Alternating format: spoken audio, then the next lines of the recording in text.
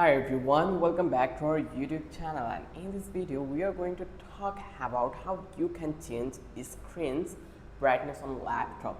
So the process is completely similar to the PC. So I am going to show you the process in my desktop. So without any further ado, let's get started. So first of all, you just need to click over here to the start icon, and then you just need to go onto the setting option. Just click over there, and then it will redirect to you here.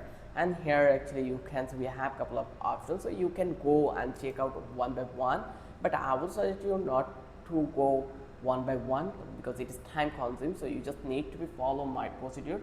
So here you can see we have the options called dynamic position. You can go and work with this one. You just need to activate your Windows before you personalize your PC. Then we have a couple of other things, like if you want to find the setting for the brightness, you just need to search it here, BRIGST bright. Like here you just need to go over the display setting, and from that place you can select your display resolution, display color, brightness, and many more things. Like I want to make it a night light, like the warm colors to help block out blue light. So I'll select this one, and here actually you can see it already been changes.